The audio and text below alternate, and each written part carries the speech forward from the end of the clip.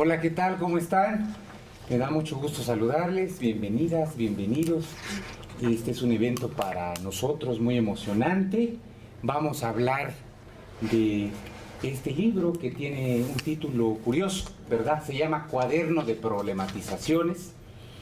Y para que nos lo acerquen en este día, tenemos un panel muy interesante. Están con nosotros la doctora Lucía Rivero Ferreiro, está la maestra Jessica Caudillo y el maestro John Bautista Rosales. Es una obra colectiva, algunos de los autores están aquí, no todos, no todas, pero los vamos a invocar. Espero que por lo menos se sienta su presencia de alguna manera. Yo voy a darle la palabra a la maestra Jessica Caudillo, no sin antes comentarles acerca de su semblanza curricular. Jessica Caudillo Rodríguez es estudiante del doctorado en Política de los Procesos Socioeducativos de la Universidad Pedagógica Nacional en su unidad Ajusco. Es maestra en Educación Básica por la propia UPN en la línea de Interculturalidad y Pedagogía de la Diferencia. Es además licenciada en Educación Física por la Escuela Superior de Educación Física y se desempeña como docente en la SEP en un tiempo que ya alcanza los 10 años, una década. Ha participado como ponente en congresos nacionales e internacionales como la 9ª Conferencia Latinoamericana y Caribeña de Ciencias Sociales, CLACSO 2022, el 23 Congreso Internacional de Educación Física, Deporte y Salud 2021 y en el Congreso Internacional de ALAS, Perú 2019.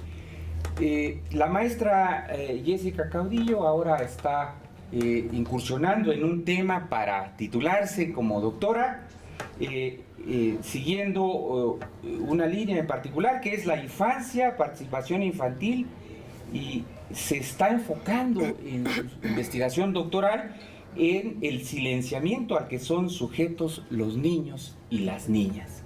Bueno, bienvenida maestra Jessica, tiene usted la palabra. Es un gusto para mí estar con ustedes. Muchas gracias, doctor, por la invitación. Gracias también a la doctora Lucía por acompañarnos, a mi compañero John por la presencia también el día de hoy. Pues hablar de este libro, Cuaderno de Problematización, es hablar de mi propio proceso como estudiante del doctorado. Para mí el libro tuvo un acercamiento desde el semestre pasado, cuando tuvimos la oportunidad de conocerlo a través del doctor Saúl. Nos permitió revisarlo, reflexionarlo y también nos brindó aportes a nuestra propia formación como doctorantes. Creo que ese es uno de los primeros acercamientos que yo tuve a este texto, sin pensar que el destino, ¿no?, me llevaría a presentarlo en estos momentos. Entonces creo que el libro representa un gran aporte para la escuela, para nosotros como alumnos, pero también para los estudiantes en general. A continuación voy a decirles cuáles son mis percepciones sobre estos aportes del libro. Son dos básicamente que yo encuentro muy importantes, muy interesantes y relevantes para nosotros, para nuestra formación, para el doctorado propio. Primero es el libro como una referencia. Como les indiqué, este libro llegó a mí el semestre pasado y fue un parteaguas para mi propio proceso de problematización. Fue necesario revisarlo, conocer cuáles eran las estructuras que los compañeros habían aportado en el libro y también tratar de entender cómo se llevaba esto de la problematización, porque algunas veces llegamos y nos dicen: tienes que hacer tu ejercicio, pero ¿cómo lo hago, no? ¿Por dónde empiezo? Entonces creo que para nosotros como nuevos doctorantes o nuevos estudiantes, este aporte y este libro representó una guía y un parteaguas de nuestro proceso. En el libro, al inicio menciona: ¿qué es la problematización? Es encarar un problema de orden social, político y educativo, trabajar con él, plantear preguntas desde todos los ángulos posibles, convertirlo en fuente de las preocupaciones centrales de sus autores y autoras. Si bien cada uno tiene un tema de interés, podemos observar cierta estructura, cierta línea que lleva el libro y que a nosotros nos permite también abordarla de esa forma. También las preguntas que eran sumamente importantes e interesantes en cada tema que se abordaba en los capítulos, los 7 capítulos que conforman este libro y que realmente son un aporte en las formas en cómo se preguntan sobre los temas relevantes, los temas que se entretejen en el día a día, en el cotidiano de la escuela y que muchas veces quedan en la sombra. En esta sombra que no se dice, las cosas que no se plantean, las investigaciones que no se hacen. Creo que este es un gran aporte del libro y también en un segundo momento, y no menos importante, creo que el libro representa un impulso para nosotros como estudiantes, como también creadores de investigación, creadores de temas relevantes, porque representa plasmar nuestras ideas. Yo le comentaba a John que a veces como experiencia personal es un miedo, ¿no? Un miedo a escribir, un miedo a publicar, un miedo a que no seamos aceptados, ¿no? Que nuestros temas no parecieran relevantes. Entonces creo que el que los compañeros se hayan atrevido, que hayan realizado este libro con apoyo de los tutores de la universidad, creo que es muy importante también para nosotros como estudiantes, para atrevernos a plasmar nuestras ideas, a alzar nuestra voz, a dar nuestros temas a conocer, porque muchas veces la publicación de libros, la publicación de artículos, pareciera que se queda en la élite académica y no llega a nosotros, ¿no? A los estudiantes, a los que estamos construyendo también el conocimiento. Entonces creo que el libro representa este nuevo aporte de cómo a través del apoyo de múltiples instancias, los estudiantes también podemos alzar nuestra voz, también podemos ver plasmadas nuestras ideas, que no solo se queden en lo que vemos a través de las clases, sino que trasciendan, ¿no? Se queden en la historia de la escuela, en un libro, en algo que pueda ser tangible. Entonces, estos dos aspectos me parecen sumamente relevantes y destacaría el tercero, que es el tema los intereses de cada capítulo, cómo los compañeros fueron abordándolos, cómo se fue detonando a través de las preguntas, a través de estos intereses particulares, temáticas que quedaron, como les mencioné, en el olvido, ¿no? Por ejemplo, puedo destacar el trabajo del compañero Jesús Torres Hernández y el doctor Roberto González Villarreal, masculinidades emergentes, elementos disruptivos en adolescentes de secundaria.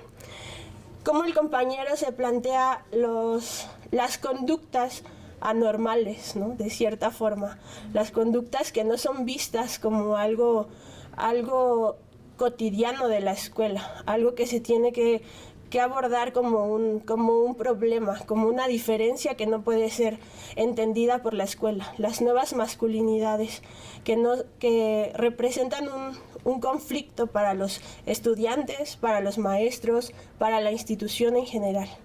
También puedo tratar el tema de Tania Denise Ayala Cardona, la reconstrucción de las escuelas de pérdida total, el sismo de 2017 Ciudad de México, y que hoy en día 2 días después que nos volviera a sacudir este fenómeno y que nos hace recordar esas heridas, esos escombros que quedan aún de los terremotos, que quedan aún de las escuelas devastadas y que quedaron en el olvido, ¿no? Escuelas que tuvieron que permanecer cerradas, alumnos que tuvieron que tomar clases en aulas adaptadas, pasando frío, pasando calor, un ruido extremo, docentes pues estresados por no saber cómo afrontar estas condiciones, y también el olvido de las autoridades, ¿no? Cómo la política educativa, estas relaciones no son suficientes, ¿no? Para encarar los problemas actuales.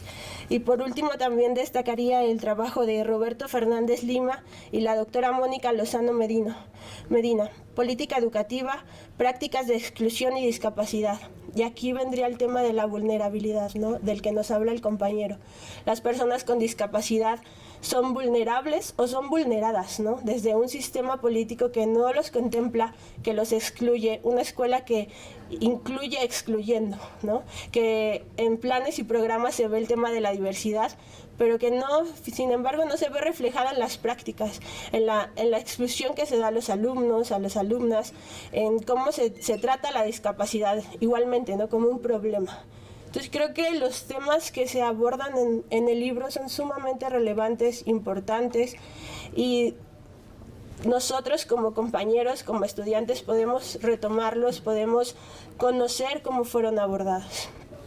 Y bueno, podemos ver las múltiples ejemplos de problematización. Son 7 problematizaciones totalmente distintas, con temas distintos, pero que nos invitan a mirar y a escuchar las voces de los actores, no solamente de los investigadores, ¿no? Sino también de los actores, de los que trabajan día a día en la escuela, de los que están ahí al frente de los problemas. Mencionaba en el libro también que es un juego de espejos, donde es posible que nos podamos ver reflejados a través de estos problemas. Muchas gracias.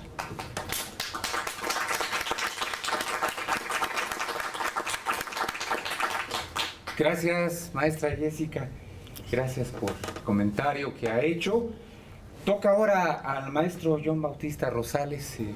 Bueno, John Bautista Rosales es estudiante del mismo doctorado de Jessica. Es el doctorado en política de los procesos socioeducativos de la UPN Ajusco. John es licenciado en primaria, es maestro en educación con especialidad en organización y administración de la educación superior. Se ha desempeñado como profesor de grupo y como director comisionado en educación primaria. Es además asesor de una licenciatura docente y es a su vez coordinador de una maestría. Bienvenido, John, lo escuchamos. Muchas gracias, doctor Saúl. Agradecerle la invitación que amablemente nos hace para participar en esta presentación del libro, y también es un gusto enorme compartir con, por supuesto, la doctora Lucía, nuestra queridísima doctora Lucía, que está acá con nosotros, y la verdad tiene un significado muy importante que esté en la presentación de este libro, y más adelante lo comentaremos. Y por supuesto también agradecerle a Jessie, que nos conocimos justamente por este motivo y que es de esta generación que está cursando el doctorado.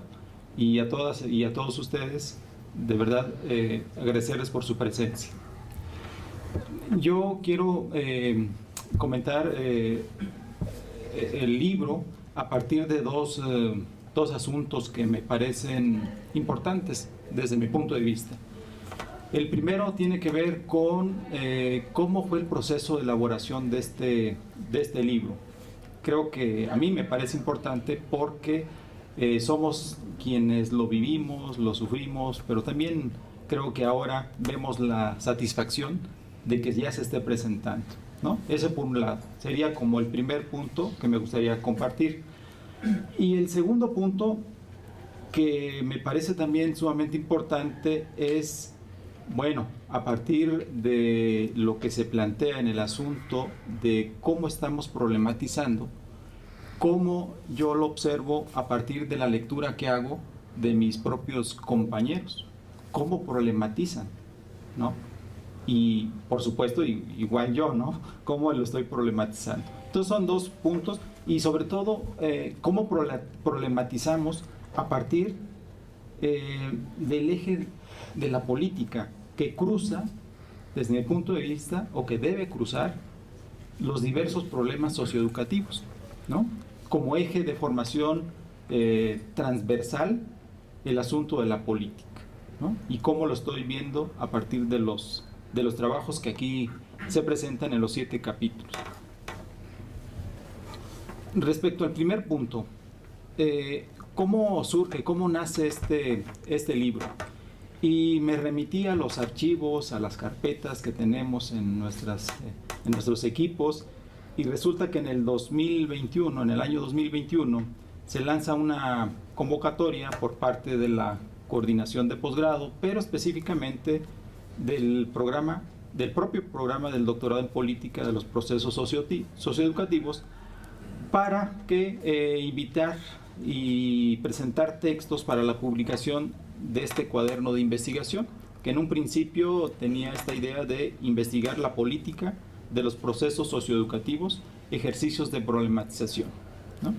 Y sobre todo se da en este contexto, y los compañeros de esta generación también así creo que lo están observando, se da en el contexto después de haber cursado justamente también con la doctora Lucía un seminario de investigación 2, donde el eje fundamental era la formación para la investigación, cuyo objetivo, y así muy textualmente, era construir la problematización del protocolo de investigación doctoral. Entonces fíjense cómo se da en este contexto de invitarnos a participar en la colaboración de este libro, ¿no? Entonces así es como digamos un punto importante en el que se da esto. Dentro de los aspectos relevantes de esta convocatoria que les comentaba, se partía de varios supuestos, ¿no? Se parte de varios supuestos, ¿no? Por un lado, que todos los cursos de este programa, los cursos, los seminarios, los coloquios, las asesorías, el estrecho trabajo que realizan también los comités tutorales, todo esto gravitaba en torno a la investigación doctoral. Sin embargo, lo que adquiere mayor interés es, porque eso depende mucho de lo que se pueda concluir, cómo se pueda concluir con la tesis doctoral, lo que tiene que ver con la problematización. Entonces, ¿cómo se veía este asunto de la problematización? Que la problematización es donde recala el perfil del doctorado, los enfoques teóricos, las epistemes, las metodologías, y en última instancia las marcas de las dos líneas de generación y actualización del conocimiento que ustedes ya conocen. Por un lado, la construcción histórico-política de los procesos socioeducativos, y la segunda, la política, la educación y los movimientos sociales, ¿no? Entonces, en esta convocatoria se hace énfasis a qué estaríamos entendiendo o bajo qué noción de problematización nos estaríamos remitiendo. Otros aspectos que en la convocatoria se indicaban, por supuesto, tenía que ver con que estaba dirigido a los doctorantes de la generación 2018 y a los doctorantes de la generación 2019. Por lo tanto, en este libro lo que van a encontrar es trabajos de Dinora Amalia Coll, de Jesús Torres Hernández y de Beatriz Pacheco Vicente, que conforman esta generación 2018, pero también trabajos de Tania Denise Ayala Cardona, de Rigoberto, que está aquí presente también, de Paulina Torres y de su servidor, que somos de la generación 2019, ¿no? Y en esta convocatoria también se establecían ciertas características formales de los textos. Específicamente nos remitían a este documento que se denomina Guía de Estilo Editorial de las publicaciones de la Subdirección de Fomento Editorial de la Dirección de Difusión y Extensión Universitaria.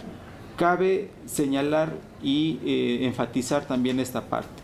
Creo, como lo decía Yes, este trabajo es la suma de esfuerzos y de iniciativas de todos, desde la coordinación del doctorado, desde los propios directores de tesis, nosotros como estudiantes, pero sin lugar a dudas también con el respaldo de la propia universidad, a través de esta instancia que es la Subdirección de Fomento Editorial. Y también enfatizar mucho la revisión puntual, detallada, permanente y muy exhaustiva de nuestros directores de tesis. Por eso en este trabajo, si ustedes se dan cuenta en el libro, somos coautores con los directores de tesis. Entonces también habría que señalar eso, ¿no? Enfatizar que el estrecho trabajo que han realizado los directores de tesis, el doctor Roberto, que está ahora con nosotros, que nos da gusto verlo, la doctora Lucía, que no se encuentra con nosotros, el doctor Javier Rodríguez Ledesma, la maestra Lupita Olivier, Mónica Lozano y, por supuesto, nuestra actual coordinadora, Marilú, que nos acompaña amablemente el día de hoy. Creo que han sido motivo también de gran apoyo para nosotros. Creo que sin ese respaldo también no podríamos haber logrado este trabajo. El otro punto que les comentaba es cómo la política, es un doctorado en política de los procesos socioeducativos. ¿Cómo cruza la política en los diversos problemas socioeducativos que aquí se presentan? Y la pregunta que yo me formulaba y que en algunos otros eventos también lo planteaba, eventos propios del programa, es cómo nosotros estamos problematizando nuestros propios objetos de estudio. O como lo dice en la parte de la presentación el doctor Saúl, cómo hemos descubierto nuestros problemas de investigación o cómo los hemos elegido o nos ha elegido o nos hemos dejado elegir por ellos mismos, ¿no? Pero aquí yo creo que sin desatender los fundamentos teórico-metodológicos del propio programa del doctorado. Para ello se podría recuperar uno de los ejes que me parece fundamental, el eje de la política, que es uno de los ejes de formación que constituyen el plan de estudios. Además del eje teoría social, metodológico y de formación para la investigación, es la política. Entonces, ¿en qué sentido recuperar el eje de la política? En el sentido de identificar la relación que guarda con el Estado, el gobierno, el poder, la democracia y la ciudadanía con los problemas políticos de los procesos socioeducativos. Es decir, acá la idea es cómo podemos trascender en nuestros propios trabajos de investigación de las políticas educativas a la política de los procesos socioeducativos, entendiendo, y lo recupero textualmente del plan de estudios, que la política más bien se ubica en la relación de poder, el conflicto, a los intereses, a la representación, a la pugna, a la negociación entre los individuos y las organizaciones por la distribución del poder político. Hay que recordar, y en este mismo documento me parece importante reiterarlo, que la educación es un campo de intervenciones políticas, de políticas múltiples, diferenciadas y en conflicto permanente. Esto de acuerdo a Retamoso 2009. Y que por lo tanto no se restringe a una perspectiva predominante de la política pública. Más bien, se plantea la interrelación de tres esferas o dimensiones claramente delimitadas: las políticas, la política y lo político. Teniendo esto como referencia, digamos, cómo yo lo veo ya plasmado, concretado en cada uno de los trabajos de mis compañeros, de mis colegas que elaboramos este documento. En el caso de Tania, cuando se habla de la reconstrucción de las escuelas de pérdida total y el sismo de 2017 en la Ciudad de México, ¿no?, da cuenta de cómo un fenómeno natural e inesperado puede detonar todo un conflicto en las comunidades escolares. Particularmente ella se enfoca a preescolar, primaria y secundaria, dado que la gestión de emergencia gubernamental se concentra en abordar la situación como un simple problema técnico. Es decir, con que se elaboren los dictámenes de seguridad estructural, ¿no?, se resuelve el problema de lo que ocasiona un sismo, un temblor en las escuelas, o de diagnóstico, o quizá de una simple cuestión jurídico-administrativa, ¿no?, que entra ahí lo político, ¿no? Quizás para las autoridades, para la SEP particularmente, con emitir comunicados de suspensión y de reanudación de actividades, se resuelve el problema de lo que ocasiona el temblor. Pero aquí lo importante del trabajo de Tania es que si no se consideran las voces y acciones de los maestros, de los directivos, de los estudiantes, de los padres de familia, pero también de los propios vecinos, ¿no?, apoyo de la gente del pueblo, recupera Tania, no sería posible, digamos, resolver de fondo este problema. El modo, es decir, el modo como las comunidades escolares aceptan, cuestionan, reconocen y participan en las acciones gubernamentales, creo que es fundamental para analizar los problemas socioeducativos. Por ello, el trabajo de Tania trata de enfatizar sobre la dinámica contenciosa entre las disposiciones gubernamentales y las acciones de las comunidades escolares, o dicho de otro modo, del proceso político contencioso, es decir, el proceso político entre el poder y las resistencias. Creo, por ahí me parece que es un trabajo muy interesante que está en proceso de construcción y de conclusión del trabajo de Tania. En el caso de Dinora Amalia Col Meléndez, cursar la secundaria durante la pandemia muestra que a partir de la suspensión de clases que se llevó a cabo el 23 de marzo de 2020 por los riesgos que todos conocemos del virus SARS-CoV-2 y de la implementación por parte de la SEP del programa Aprende en Casa, se generó un problema político entre las fuerzas que dictan cómo deben de ser atendido el problema de las clases remotas, es decir, las fuerzas oficiales de la autoridad de la SEP y las otras fuerzas en las que recae su aplicación, particularmente de los equipos directivos, pues se ignoró el contexto de pobreza de los estudiantes y con ello se invisibilizaban los graves problemas de desigualdad social y educativa.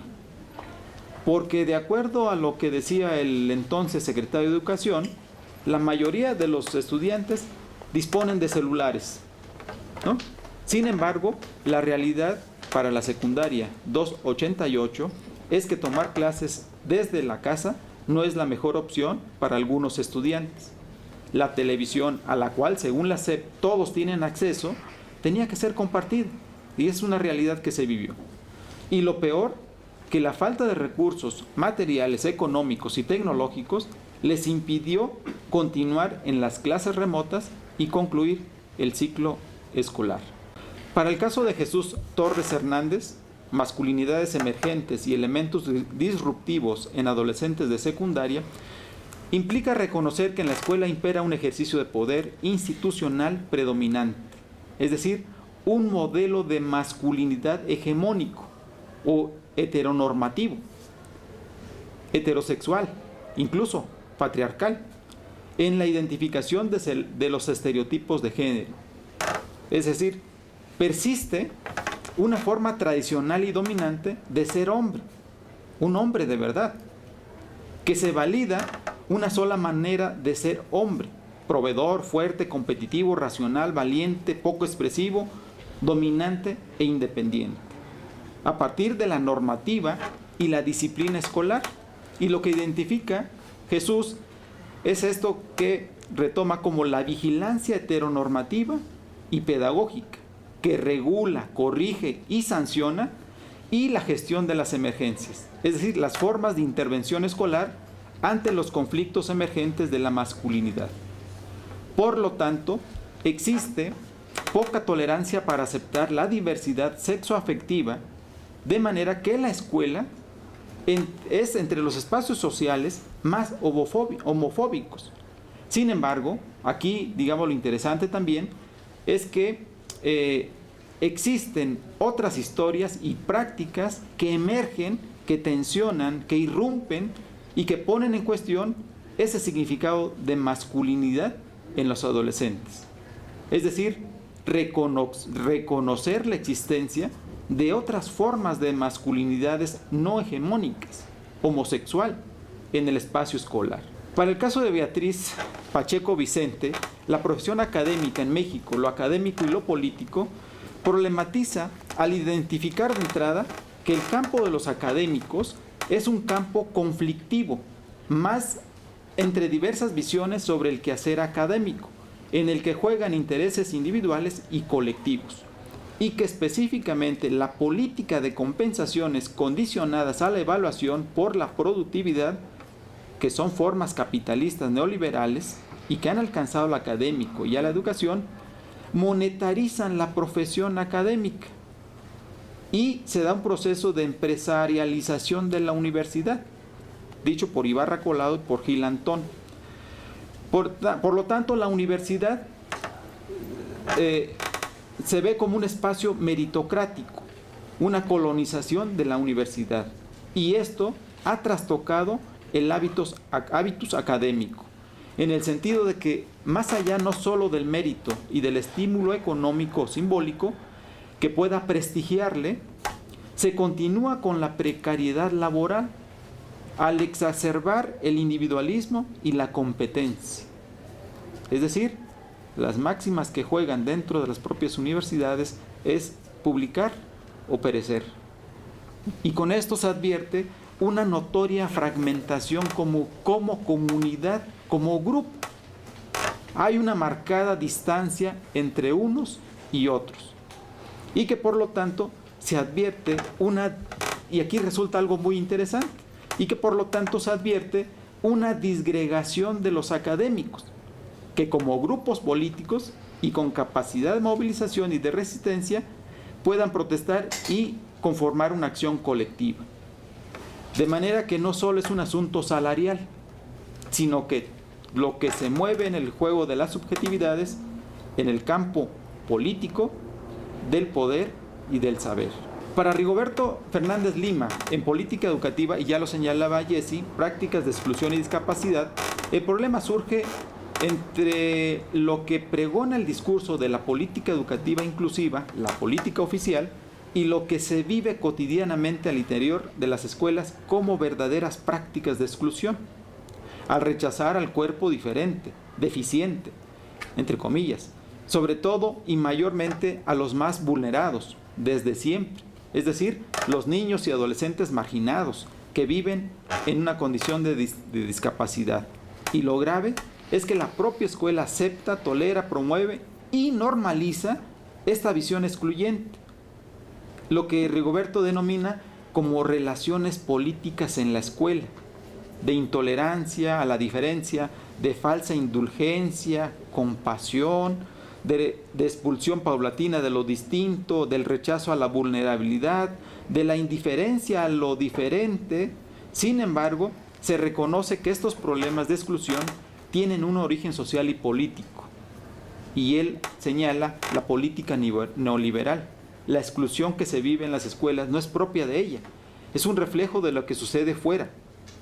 Además, no realizar una investigación que dé cuenta de las prácticas de exclusión podría convertirse en cómplice y partícipe de esas prácticas y de esas políticas. Finalmente, el caso de Paulina Torres Aguilar, la educación virtual y la brecha digital Prepa en línea CEP, sitúa el problema del proyecto educativo Prepa en línea CEP, creado el 9 de febrero de 2012, en la actual coyuntura política del gobierno de Andrés Manuel López Obrador 2018-2024, porque de no figurar como un programa educativo relevante, sino hasta que surgió la emergencia sanitaria causada por el COVID, por ello ello generó que la matrícula haya aumentado a partir de esta condición sanitaria. Sin embargo, no dejan de mantenerse los riesgos asociados a la desaparición e incertidumbre del propio programa en un contexto de precariedad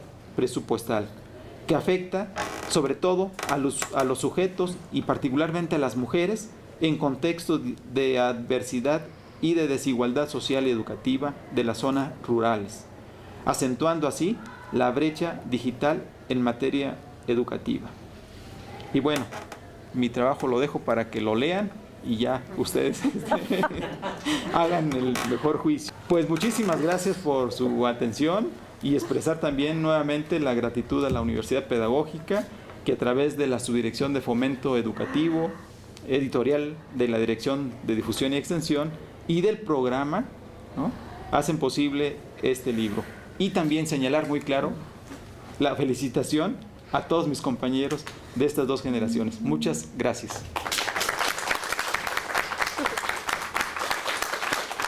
Muchas gracias, maestro John, por su interesante lectura.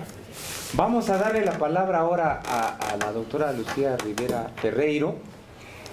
Lucía es doctora en Pedagogía por la UNAM, es profesora de la Maestría en Desarrollo Educativo y del doctorado en Política de los Procesos Socioeducativos de la UPN Ajusco. Bueno, la maestría y el doctorado son de aquí de casa, de la UPN Ajusco.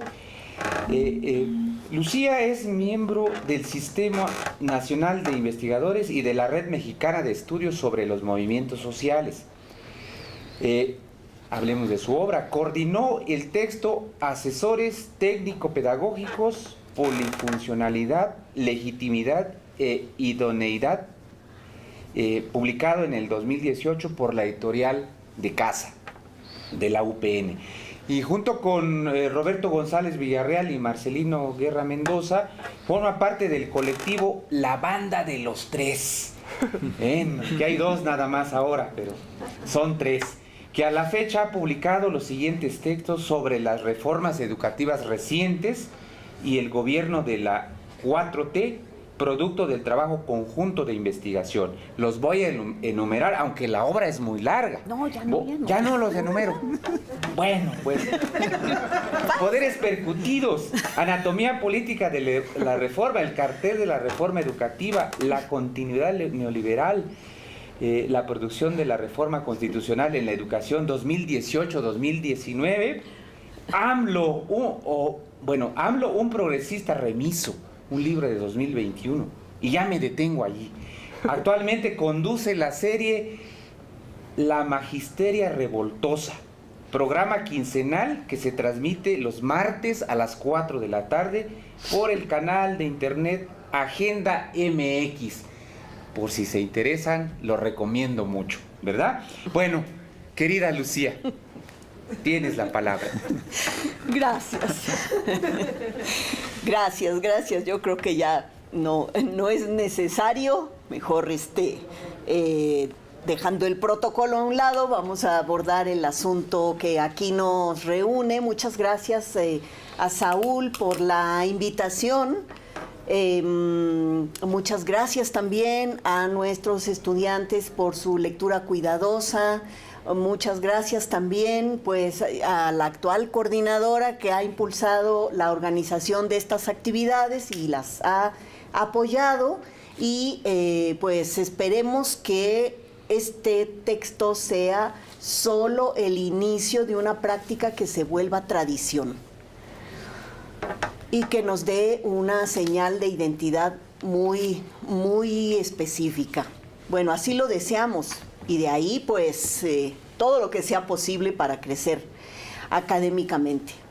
Yo me voy a detener más que en el libro porque, bueno, ya John hizo un recorrido puntual. En algunos casos conozco directamente los procesos porque participo en los comités tutorales, o bien porque estoy encabezando la dirección de alguno de los trabajos. Y bueno, pues hace un año estábamos precisamente trabajando duro para que estos materiales salieran. No solo es este texto, otros dos más que se van a presentar con los resultados de investigación de la primera generación, y otro texto que refleja pues los enfoques, los temas de interés y las perspectivas de estudio de los profesores que integramos el colegio de este programa. Me voy a dedicar, más que a comentar, yo quisiera recuperar algunas cuestiones que, sobre todo, sean de utilidad, pues no solo para el auditorio que amablemente nos acompaña, sino especialmente para esta generación que ahorita está en este proceso de padecer la problematización.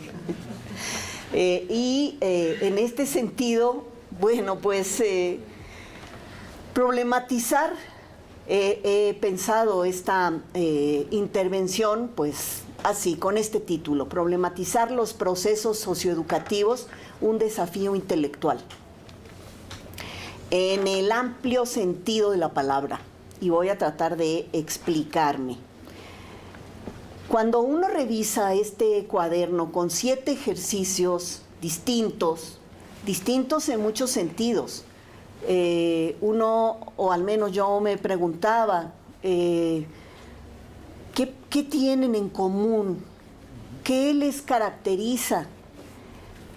Y bueno, hay una cuestión que de entrada cabe destacar, y me parece importante decirlo, que es fundamentalmente el abordaje de temas de lo que hoy, en la historia del presente, vivimos, conocemos, padecemos de manera directa o indirecta. Hablar de las escuelas de pérdida total, bueno, pues hoy de nuevo acabamos de vivir un sismo y entonces ahí aparece lo olvidado. Las escuelas no han sido reconstruidas en su totalidad. Muchas de ellas se quedaron a la mitad. Y aunque Tania se enfoca específicamente en las de pérdida total, es un llamado de atención a abordar temáticas de este tipo con respecto a la deplorable situación en la que se encuentra la infraestructura escolar en este país. En ruinas, sin presupuesto, sin financiamiento y con estos problemas agravándose. Pero eso no está en la agenda, no de esa manera, ni en las decisiones gubernamentales, ni en las políticas oficiales. Y entonces, bueno, pues así es como se entierran las problemáticas. Por eso la relevancia de temas como este, de temas como lo que le ha sucedido a los adolescentes que viven en zonas de marginación, de muy alta marginación, sin condiciones tecnológicas y sin las habilidades necesarias para cursar la escuela secundaria en forma remota. Y esto tiene muchas secuelas que todavía no acabamos de mirar, ni mucho menos a comprender. Ahí hay un mar de posibilidades para abordar eso que nosotros en otro texto hemos llamado la parte de la sombra. Lo que no se ve, lo que no se dice, a lo que no se le resta importancia, y eso no quiere decir que no exista. Bueno, ¿qué digo más de las masculinidades? Del tema, los procesos de formación en las instituciones de educación superior, la profesión académica, en fin, uno hace el recorrido y vemos que son temas que están en proceso de discusión, pero que también vemos en el debate social grupos, por ejemplo, de profesores de prepa en línea, sí, que demandan pagos, que demandan contrataciones en otras condiciones que no sean las míseras condiciones, tipos de contratos que ahora tienen.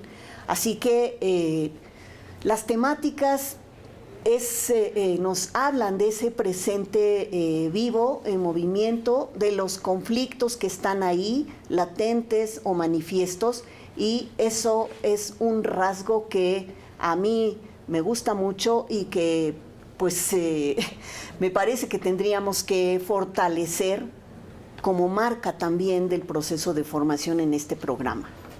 Hablaba yo de este texto sobre la parte de las sombras porque, invitar a los estudiantes a aventurarse, decirles, es que ustedes, porque esta es otra característica importante, los temas están relacionados directamente con su experiencia sensible, con sus prácticas, con su trayectoria profesional, y eso, pues hace que las temáticas para ustedes tengan sentido.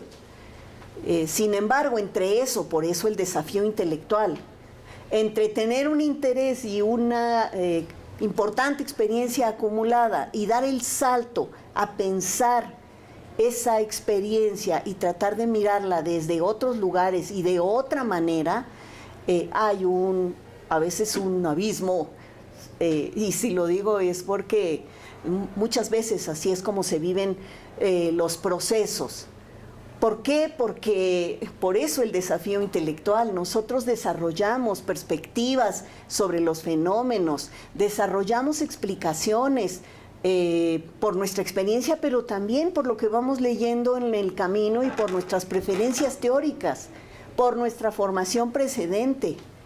Y aquí, al llegar aquí, bueno, no hemos inventado todavía el mazo simbólico, pero quisiéramos, como para dar de martillazos a esas estructuras o esas formas de pensamiento, esas percepciones que se van convirtiendo en un obstáculo para apreciar las problemáticas desde otro lugar.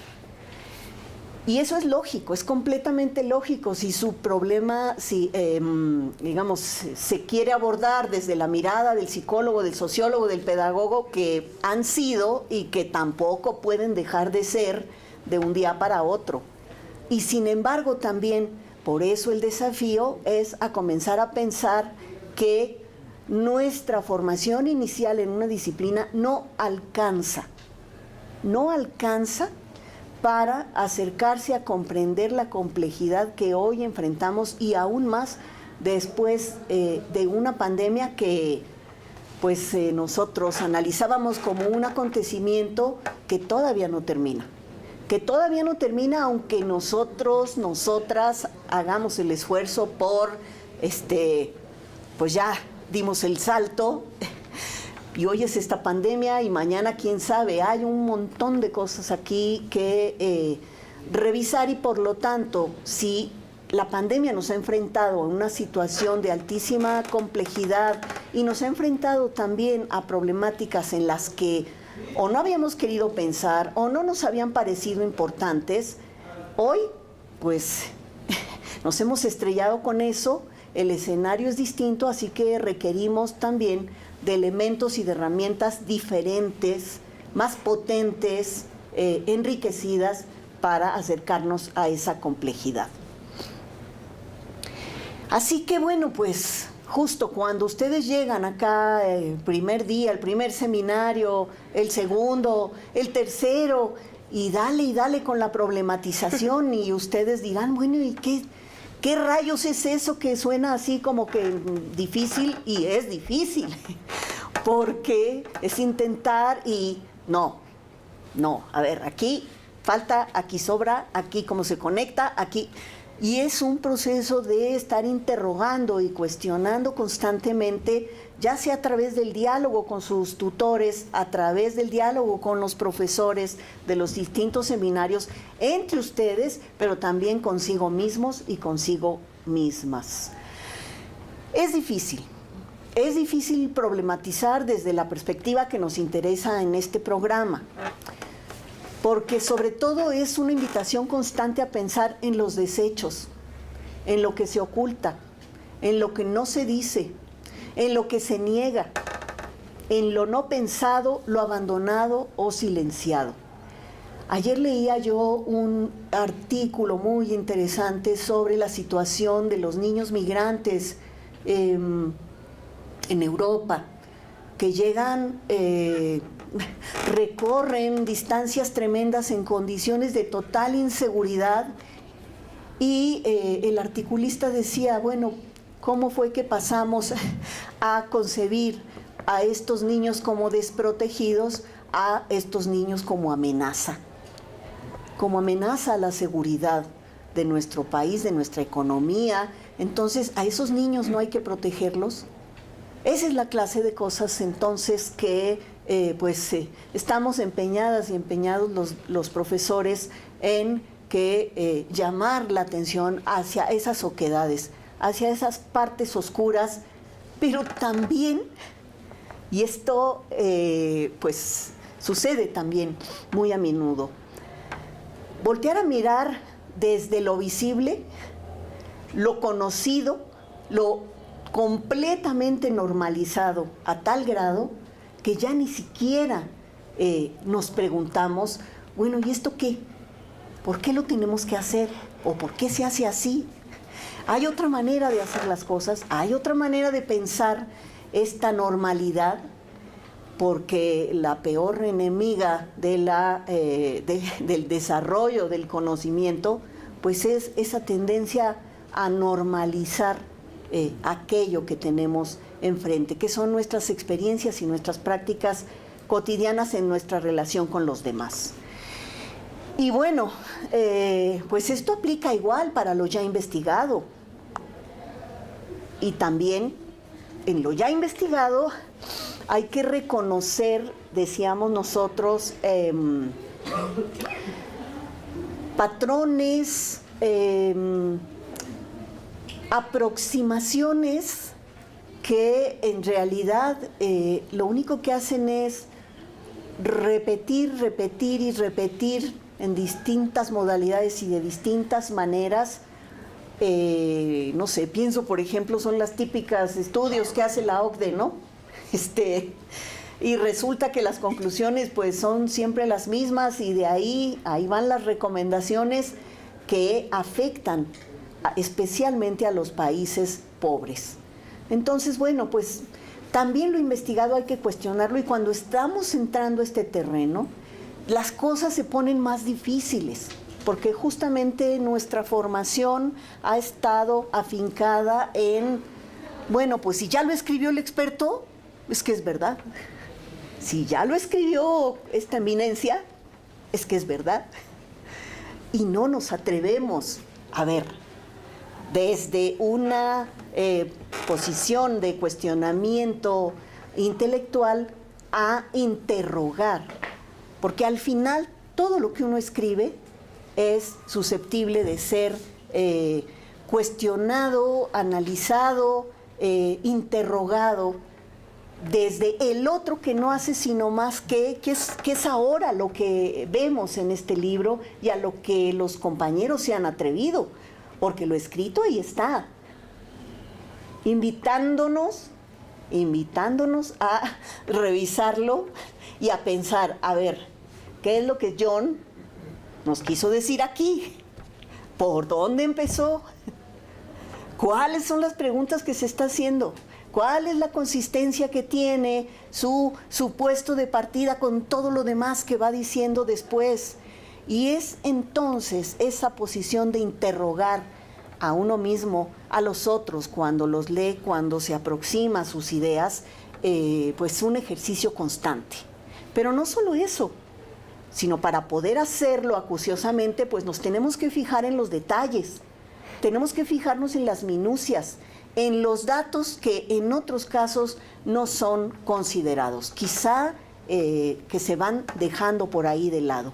Y evidentemente en las luchas y en los conflictos que están siempre, decimos, lo diré coloquialmente, va junto con pegado, en un proceso sociopolítico siempre están involucradas relaciones de distintos tipos y el conflicto, eso es la política, esas relaciones donde siempre va a ocurrir que habrá unos que no coincidan o no estén de acuerdo con los demás, que planteen ideas distintas y que pues ese elemento también es parte del proceso de problematización. Exige entonces problematizar, reconocer y describir sucesos, recuperar narraciones silenciadas, partir de la historia del presente, pero en su materialidad.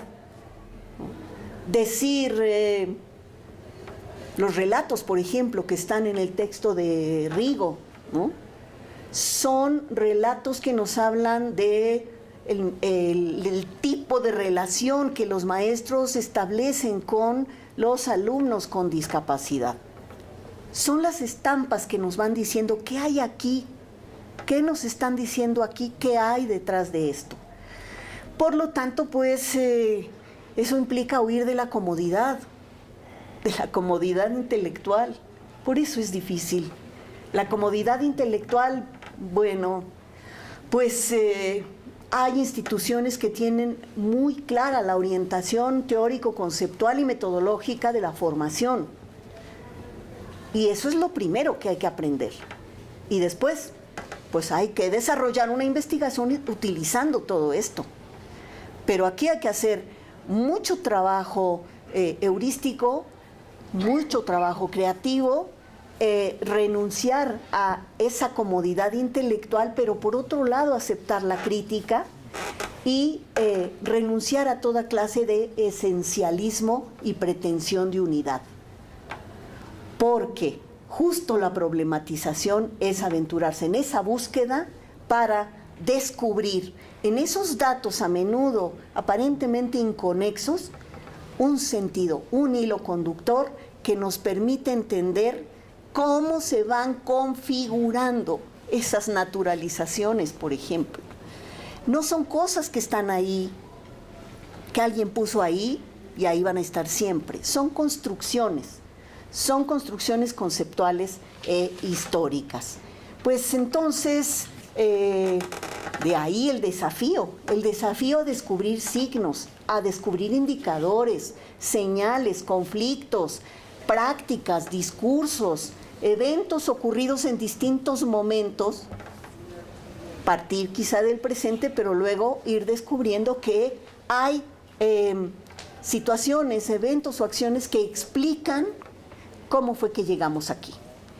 Y esa es la pregunta que a mí más me gusta, porque cuando uno trata de responder al cómo funciona, de dónde vino, cómo se construyó, son preguntas que efectivamente nos desafían intelectualmente por varias razones, y con esto cierro. Nos llevan a poner en duda nuestros propios marcos explicativos, nos demandan disposición para ampliar nuestra mirada. De nuevo repito, nuestra perspectiva disciplinar no alcanza para el estudio de este tipo de problemáticas. Apertura entonces a diversas disciplinas, y uno tiene que estar dispuesto a leer de sociología, de economía, como prácticamente todas ustedes tuvieron que hacerlo desde el inicio de su formación. Y bueno, también disposición a adoptar métodos de indagación diversos, desconocidos, constantes, y algo fundamental, el diálogo y la aceptación de la crítica a nuestras ideas. Hablando, se activa el pensamiento, se activan nuevas preguntas. Por eso es que en este desafío intelectual, sobre todo esta es una invitación a pensar, a hacer el esfuerzo de pensar por nosotras y por nosotros mismos, para avanzar en la reconstrucción de las condiciones en las que emerge o que hacen posible la existencia de un fenómeno, desmarcándonos también de las verdades hegemónicas o dominantes, descubriendo relaciones entre hechos aparentemente inconexos, reconociendo ensamblajes y mostrando articulaciones. Y para esto, preguntar, preguntar, preguntar y preguntar es indispensable. Pues yo hasta aquí le dejo. Muchísimas gracias. Muchas gracias, doctora Lucía. Bueno, pues se trata de la publicación de una obra colectiva realmente trabajada en equipo, realmente pensada en conjunto. Ese es el primer dato. Es esta la característica de la obra. En segundo lugar, se trata de algo que acordamos sin acordar, que es exhibirnos. O sea, es el trabajo de unos integrantes de un doctorado exhibicionistas, que de pronto dicen, vamos a mostrar cómo problematizamos, cómo le hacemos. Y eso implica romper un poco el pudor, el miedo a mostrar cómo estamos. Entonces, con esa y con otras canciones más Sugestivas, excitantes, en el término de la lectura. Porque la verdad es que esta parte de obra negra, que cuando hay bueno, por ejemplo, en este edificio en donde estamos ahora, un acabado arquitectónico, pues difícilmente una mirada poco, digamos, curiosa va a identificar que aquí hubo el trabajo de gente que se embarró de cemento, que dudó si esto iba a quedar o no iba a quedar como algo presentable. Y aquí está la obra, y quienes lo hicieron ya no están. Están en otra parte, en algún lado. Y esto pasa con el libro Cuaderno de Problematizaciones. Es un libro que ya adquirió autonomía, muy a pesar del gusto, del poco agrado que tengan sus autores y autoras, porque a veces cuando uno termina el trabajo uno dice, ahora que lo pienso lo podría hacer mejor. Así es. Decía Alfonso Reyes, hay que publicar para evitar la dictadura del texto en revisión. Se publica para liberarse, pero no para acabar de pensar en los temas. Y este es un asunto más o menos así. Es la obra negra que después nadie va a preguntarse por qué existe como tal, porque se ve en las tesis. Y las tesis son presumidas y son presunciones. Y ahí uno va al ritual, esta es la investigación.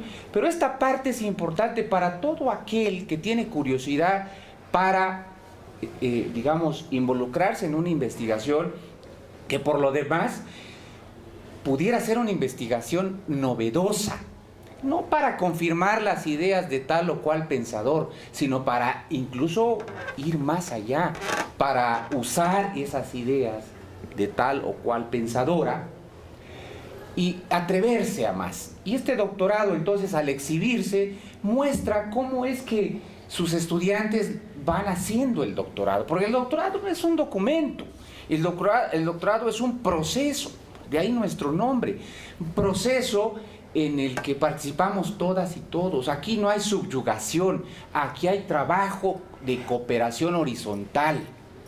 Esto no es común. El doctorado hay muchos doctorados. Hay doctorados que, por ejemplo, estudian la inclusión educativa. Y están ahí mostrando datos, cifras, cómo van incluyendo. Y casi nunca mencionan que a la par de esa inclusión está sucediendo una fábrica ingente de excluidos, de tamaño geométrico. Y la aritmética de la inclusión, pues es limitada, bien intencionada, donde hay personas que se comprometen, pero no se está hablando de la sombra, como decía la doctora Lucía en un libro precioso que Marcelino Guerra, Roberto González y Lucía Rivera, digamos, nos han regalado para pensar en la problematización, porque problematizar es meterse al problema. Y quien se mete al problema, como el albañil que mezcla el cemento con la arena, pues se pone a embarrarse del cemento y de la arena. Y este es el trabajo de la problematización, no es un trabajo menor. A mí me tocó el privilegio de coordinar este primer volumen, que no va a ser el único, espero, de otros trabajos que están ahorita pues ya preparados, esperando el horno de la publicación. No sabemos quién será el que lo coordine, pero sin duda que seguirá mostrando lo que esta primera entrega no mostró todo, porque, como insisto, es la obra de un colectivo de unos profesores y unas profesoras que quisieron crear un doctorado que escapa de lo convencional, de aquellos doctorados en política educativa que hacen y narran lo que institucionalmente, digamos, hace la SEP. Bien intencionada, porque hay gente muy bien intencionada. Nosotros miramos otros ángulos. Son ángulos políticos, de tensión, de conflicto, de contraste, que enriquecen este paisaje necesario para entender una realidad tan compleja, que convoca una ecología de literaturas, que no son fácilmente ensamblables, sino que tienen sus naturalezas, digamos, específicas, y por eso nos apoyamos también en la teoría de la complejidad. Gracias y bienvenidas a esto que va a ser la lectura, porque el libro es gratuito, está en la red, ¿verdad? Entonces, es suyo.